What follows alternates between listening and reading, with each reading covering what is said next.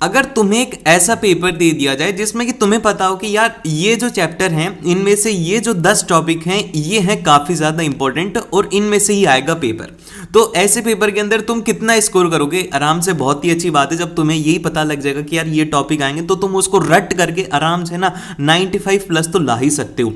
तो देखो एग्जैक्टली ऐसा ही आपके बोर्ड एग्जाम में होता है। अब देखो आपको ये तो कोई नहीं बताएगा कि ये आएंगे वो आएंगे, सीबीएसई तो कभी खुद के मुंह से बताएगी नहीं। तो देखो बेसिकली मैंने किया क्या, मैंने मेरा टाइम लगाया, मैंने करीब करीब आपके जो पिछले 10 साल के पेपर हैं सभी सब्जेक्ट्स के, जैसे कि 10 साल के पेपर हैं उनको एनालिसिस किया और उसी के साथ में पीवाईक्यूज को भी एनालिसिस किया हर एक चैप्टर के। तो वहां से मेरे को बातें समझ में आई कि पूरा चैप्टर पढ़ने की जरूरत नहीं होती। जैसे कि अगर आप केमिकल एंड रिएक्शन पढ़ रहे हो तो उसके अंदर पूरा पढ़ने की जरूरत नहीं, उसमें से 3 टॉपिक कंपलसरी होते हैं जिनमें से हर साल क्वेश्चन आते हैं, तो इस बार भी वहीं से ही क्वेश्चन आएंगे। तो आज की इस वीडियो में हम लोग ऐसे ही टॉपिक्स की बात करेंगे जो कि one of the most important topics रहेंगे बोर्ड एग्जाम के लिए, जिनको पढ़ करके आप 80 आउट ऑफ 80 स्कोर कर सकते हो। सिर्फ और सिर्फ ये टॉपिक भी कर जाओगे ना तो मैं इस बात के लिए श्योर हूं कि आप एग्जाम के अंदर 75 प्लस तो लेकर के ही आओगे। फर्स्ट जो चैप्टर आएगा आपके पास में वो आएगा केमिकल रिएक्शन। अब ये जो केमिकल रिएक्शन है इसके अंदर सबसे फर्स्ट टॉपिक आता है वो आता है बैलेंसिंग ऑफ केमिकल रिएक्शन। इससे हर साल एक क्वेश्चन आएगा ही आएगा, तो आपके एग्जाम में भी डेफिनेटली आएगा। और फिर उसके बाद में यहाँ पर जो नेक्स्ट इंपॉर्टेंट टॉपिक है वो है टाइप्स ऑफ रिएक्शन, किस तरीके की रिएक्शन होती है, जैसे कि डिकम्पोजिशन हो गया, डबल डिस्प्लेसमेंट हो गया, ऑक्सीडेशन हो गया।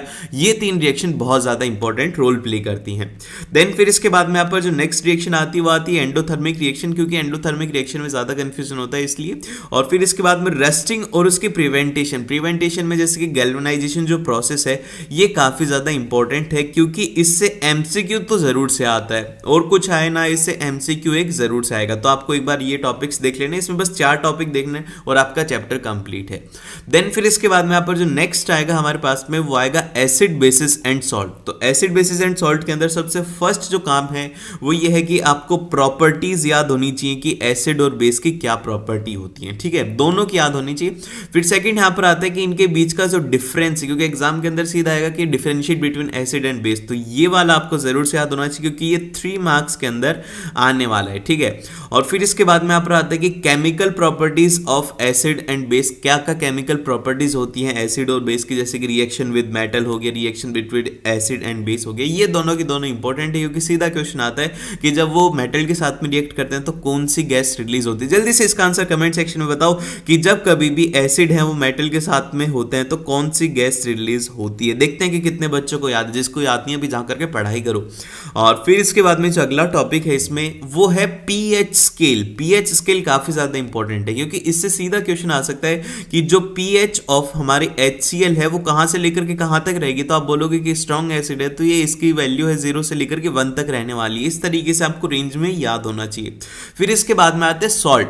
अब सॉल्ट से सीधा क्वेश्चन नहीं आएगा, सॉल्ट से क्वेश्चन आएगा कि what is bleaching powder and what are its uses. इसका केमिकल फॉर्मूला पता होना चाहिए, इसके यूजेस पता होना चाहिए। इसी तरीके से वॉशिंग सोडा, बेकिंग सोडा और प्लास्टर ऑफ पेरिस, इन सभी के आपको क्या पता होना चाहिए, यूजेस पता होना चाहिए, क्योंकि सीधा क्वेश्चन वहीं पे आएगा। देन फिर इसके बाद में हमारे पास में आता है वो आता है metals and non metal, third chapter है। इसके अंदर क्या क्या याद रखना आपको, जैसे कि एसिड और बेस के अंदर प्रॉपर्टीज याद रखी थी उसी तरीके से आपको properties of metal and non metal याद रखना है। इसमें सिर्फ और सिर्फ आपको है ना जो मेटल्स हैं उनकी केमिकल प्रॉपर्टीज याद रखनी है, नॉन मेटल्स की होती नहीं है, तो आपको सिर्फ और सिर्फ मेटल्स की याद रखनी है। देन फिर इसके अंदर एक और टॉपिक है वो है आयनिक बॉन्ड इन NaCl, किस तरीके से उसके अंदर NaCl के अंदर फॉर्मेशन होता है कि Na+ और Cl-, ये आपको एक बार उसमें जरूर से देख लेना है। और ये 3 टॉपिक है, इनके अलावा कहीं से भी क्वेश्चन नहीं आता है।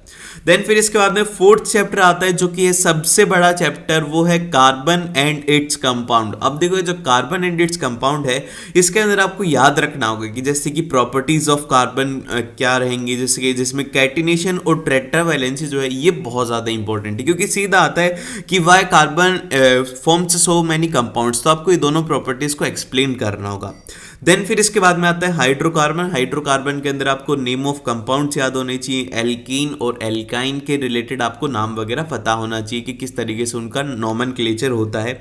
फिर इसके बाद में यहाँ पे आता है फंक्शनल ग्रुप की क्या क्या फंक्शनल ग्रुप होते हैं। एल्कोहल के लिए OL लगाया जाता है, एल्डिहाइड के लिए AL लगाया जाता है, किस तरीके से उनका फंक्शनल ग्रुप होता है ये याद होना चाहिए। देखो मैं बता रहा हूँ कि जो टॉपिक है वो आपको अच्छे से याद होते जाए, अभी आपको पता लग जाए कि हाँ यार इसमें ये पढ़ना है। फिर इसके बाद में आता है होमोलोगस सीरीज। होमोलोगस सीरीज के अंदर आपको बेसिक इसकी डेफिनेशन याद रखने और कुछ इसके एग्जाम्पल याद रखने, जिससे कि आप इसको बहुत ही अच्छी तरीके से कर पाओ, ठीक है। फिर इसके बाद में यहाँ पे आता है वो आता है बायोलॉजी। अब देखो बायोलॉजी जो है इसके अंदर तो हैं थोड़े लेंदी चैप्टर हैं, 3 ही चैप्टर हैं लेकिन थोड़े लेंदी है, जिसमें कि सबसे फर्स्ट आता है हमारे पास में लाइफ प्रोसेस। अब देखो लाइफ प्रोसेस जो है ये थोड़ा लेंदी चैप्टर है, अगर टाइम कम है तो इसको थोड़ा स्किप कर सकते हो, लेकिन अगर टाइम है तो इसको जरूर से करके जाना।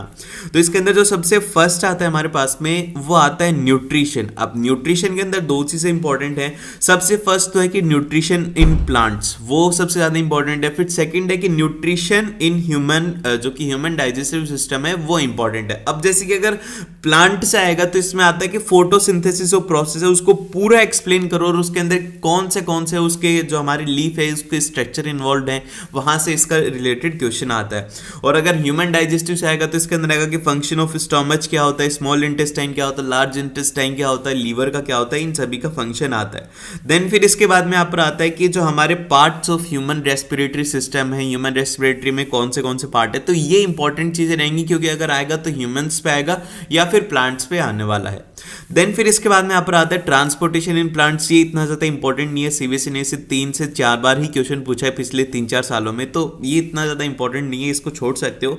लेकिन इसमें एक जो हमारा नेक्स्ट टॉपिक है वो है किडनी और आर्टिफिशियल किडनी, जिसके अंदर की एक किडनी जो है वो होती है आईफोन के लिए। तो ये एक बार जरूर से पढ़ लेना कि क्या होता है डायलिसिस वगैरह क्या होता है। और अगर मैं आपको सच बताऊं तो जो कहते हैं कि एक किडनी से एक आईफोन ले लिया, तो अभी वो टाइम नहीं आया, क्योंकि एक किडनी की जो प्राइस होती है वो होती है करीब 7 लाख रुपीस, ठीक है। तो अब जब आपका आईफोन तो 1.5 लाख का ही आता है टॉप मॉडल, तो आपको अभी भी इतने सारे रुपए बच रहे हैं, अभी इतना टाइम नहीं आया कि आपको बेचनी पड़ेगी, ठीक है। तो मेहनत करो और कमाओ।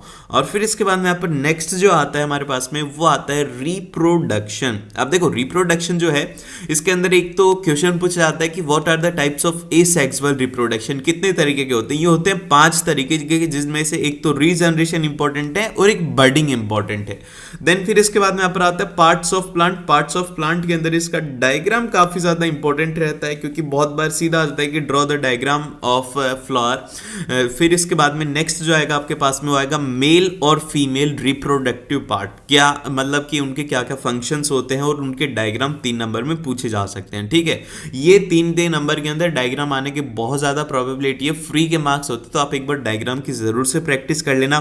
फिर इसके बाद में यहाँ पर आता है कॉन्ट्रासेप्शन और उसके मेथड्स ऑफ कॉन्ट्रासेप्शन। हर साल और कहीं से क्वेश्चन आए ना आए, इससे एक क्वेश्चन तो डेफिनेटली पूछा ही जाता है एग्जाम के अंदर, तो ये एक बार जरूर से ध्यान रखनी है आपको ये बात।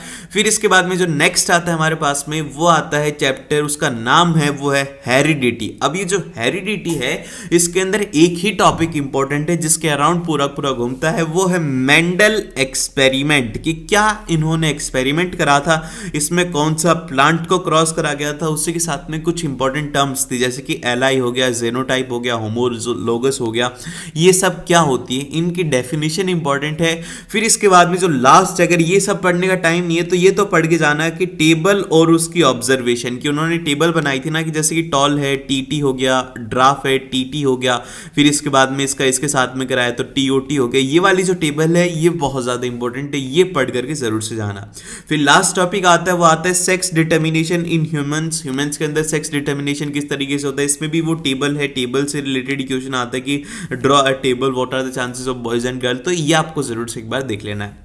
देन फिर इसके बाद में हमारे पास में नेक्स्ट जो सब्जेक्ट आता है वो आता है फिजिक्स। अब देखो यार फिजिक्स जो है वो थोड़ी है लेंदी, लेकिन इसको करने में टाइम नहीं लगेगा आपको। अगर आप एक बार फिजिक्स करने स्टार्ट करते हो तो बहुत ही आसानी से हो सकती है। तो सबसे फर्स्ट हमारे पास में चैप्टर आता है वो आता है लाइट। अब लाइट के अंदर जो आपको याद रखना है वो याद रखना है इसके रे डायग्राम। कॉनकेव मिरर के जितने भी रे डायग्राम है ना वो आपको याद होने चाहिए, एनसीईआरटी के अंदर दिया हुआ है, तो रे डायग्राम एक बार इसके जरूर से देख लेना। फिर इसके बाद में यहाँ पर आता है मिरर फार्मूला। मिरर फार्मूला से रिलेटेड न्यूमेरिकल्स आते हैं और उसके अंदर जो क्वेश्चन आएंगे वो आएंगे मैग्निफिकेशन के ऊपर बेस्ड क्वेश्चन आते हैं। देन फिर इसके बाद में यहाँ पर आता है लॉ ऑफ रिफ्रैक्शन क्या होते हैं, 1 नंबर या 2 नंबर के अंदर क्वेश्चन आता है। और फिर लास्ट के अंदर एक जो इंपॉर्टेंट है वो है कि रे diagram of convex lens, convex lens का इंपॉर्टेंट है और इसमें अगर न्यूमेरिकल आएगा तो वो आएगा पावर ऑफ लेंस के ऊपर आएगा, तो ये एक बार जरूर से देख लेना। देन फिर इसके बाद में हमारे पास में आता है वो आता है human I and colourful world, हमारी आंखें और ये बहुत ही सुंदर दुनिया। तो इसके अंदर जो इंपॉर्टेंट है वो है डिफेक्ट ऑफ विजन, कौन से डिफेक्ट होते हैं, मायोपिया, हाइपरमेट्रोपिया, प्रेस बायोपिया, इनकी डेफिनेशन, इनके करेक्शन किस तरीके से होते हैं, ये है। फिर सेकंड यहाँ पर आता है refraction through a glass prism, ये क्वेश्चन बहुत ज्यादा इंपॉर्टेंट है क्योंकि इसमें एक तो क्वेश्चन फेमस ही है कि एक उल्टा प्रिज्म रखा, फिर उसके बाद में एक सीधा प्रिज्म रखा, यहां से लाइट डाली तो इधर से जो लाइट है वो व्हाइट ही क्यों आ रही है, ये वाला क्वेश्चन एक बार जरूर से देखना। फिर इसके बाद में नेचुरल रिफ्रैक्शन जहां जहां पर होता है, जैसे कि रेनबो में किस तरीके से होता है, सनराइज और सनसेट में जो कलर है वो क्यों होता है, ट्विंकलिंग ऑफ स्टार क्यों होती है, ये सब फिनोमिनन एक बार देख लेना है, कम से कम ये 3 तो देख करके ही जाना एग्जाम के अंदर। फिर इसके बाद में आता है यहाँ पर कि क्वेश्चन इससे कैसे पूछ जाते हैं, क्वेश्चन इससे ऐसे आते हैं कि why red colour band list, को जो हमारा रेड कलर है वो लिस्ट बैंड क्यों होता है, अब लिस्ट बैंड होता है तो उसके कहाँ कहाँ पर यूजेस होते हैं, फिर स्काई ब्लू क्यों होता है, सी ब्लू क्यों होता है, इस तरीके के क्वेश्चन एग्जाम में पूछे जाते हैं, तो ये एक बार जरूर देख लेना, एनसीईआरटी के अंदर इनको प्रॉपरली एक्सप्लेन किया हुआ है। ये है प्योरली न्यूमेरिकल बेस्ड चैप्टर है, इसके अंदर न्यूमेरिकल्स पूछ जाने की बहुत ही ज्यादा प्रोबेबिलिटी होती है। जैसे कि ओम्स लॉ क्या है, ओम्स लॉ के बाद में यहाँ पर आता है रेजिस्टेंस, रेजिस्टेंस में कौन से फैक्टर है जिनके ऊपर डिपेंड करता है, क्या इसकी रेजिस्टिविटी होती है, ये बहुत ज्यादा इंपॉर्टेंट है, आपको याद रखना है कि ये फैक्टर है ना, फैक्टर अगर आएगा तो ये सीधा का सीधा 3 नंबर के अंदर क्वेश्चन आ जाएगा, तो फैक्टर आपको याद होनी चाहिए। फिर इसके बाद में यहाँ पर आता है कि types of combination of resistor, जैसे कि सीरीज रेजिस्टेंस, पैरेलल रेजिस्टेंस, इसमें आते हैं न्यूमेरिकल बेस्ड क्वेश्चन, हर साल क्वेश्चन आता है इस पे कि न्यूमेरिकल बेस्ड क्वेश्चन तो एक आपको देखने को मिलेगा ही मिलेगा। और फिर इसके बाद में यहाँ पर आता है हीटिंग इफेक्ट क्या होता है और उसी के साथ में क्या क्या पावर कंजप्शन है, ये आपके पास में क्वेश्चन अगर आएगा कि रेजिस्टेंस है उनको पैरेलल में लगा दिया, फिर उसके बाद में लास्ट के अंदर पावर कंजप्शन भी पूछी जाती है, थोड़ा बड़ा हो जाता है तो ये 5 नंबर में आने के चांसेस होते हैं। देन फिर इसके बाद में हमारे पास में आता है वो आता है magnetic effect of electric current, इसमें आते हैं मैग्नेटिक फील्ड लाइंस है उनकी प्रॉपर्टीज जो है उनके ऊपर ही बेस्ड क्वेश्चन आता है कि वो इंटरसेक्ट क्यों नहीं करती, क्यों वो नॉर्थ से जनरेट होती साउथ के ऊपर एंड होती है, ये सब के ऊपर ही बेस्ड क्वेश्चन आते हैं। फिर इसके बाद में आता है सोलेनॉइड, सोलेनॉइड बहुत ज्यादा इंपॉर्टेंट टर्म है क्योंकि ये बार मैग्नेट के साथ में रिलेट करते हैं, तो ये इंपॉर्टेंट है। फिर इसके बाद में Fleming's right hand rule, left hand rule, इनकी डेफिनेशन याद रखने और इसके अलावा कुछ भी याद रखने की जरूरत नहीं है। फिर इसके बाद में यहाँ पर आती है इलेक्ट्रिक मोटर, इलेक्ट्रिक मोटर के कंस्ट्रक्शन को एक बार देख लेना और एक बार उसकी वर्किंग को देख लेना, कंस्ट्रक्शन के अंदर कौन से एलिमेंट होते हैं, उनका क्या क्या वर्क होता है। देन फिर इसके बाद में लास्ट जो आता है वो आता है इलेक्ट्रोमैग्नेटिक इंडक्शन, ईएमआई है, अगर पढ़ना चाहो तो पढ़ लेना, अदरवाइज आप इसको छोड़ सकते हो, इतना ज्यादा इंपॉर्टेंट नहीं है। और लास्ट जो चैप्टर है वो है हमारा आवर इन्वायरमेंट, 0 नंबर का है ये, लेकिन आपको सबसे फर्स्ट इसी चैप्टर को करना चाहिए। अगर अभी तक देख रहे हो तो भैया आपको बहुत ही इंपॉर्टेंट बात बता रहा हूँ, क्योंकि इससे अगर क्वेश्चन आएगा ना तो वो आएगा 4 नंबर तक के क्वेश्चन आएंगे, एक तो आएगा एमसीक्यू और एक आएगा 3 नंबर में। तो वो क्वेश्चन कहाँ से आता है, वो आता है फूड चेन से और फूड वेब से आता है, और ट्रॉपिक लेवल में जो 10% लो है वहां पर भी बेस्ड क्वेश्चन बहुत बार पूछे जाते हैं, तो ये एक बार देख लेना। और फिर इसका बायोलॉजिकल मैग्निफिकेशन है वो इसमें बहुत ही ज्यादा इंपॉर्टेंट रोल प्ले करेगा। आई होप कि आपको ये सब चीजें बहुत ही ज्यादा अच्छे तरीके से समझ में आएगी, और best of luck for your exam. अगर आपने इस वीडियो को अभी तक देखा है तो द एंड एक बार जरूर से लिखना कमेंट सेक्शन में, और मिलते हैं आप लोगों से नेक्स्ट वीडियो में।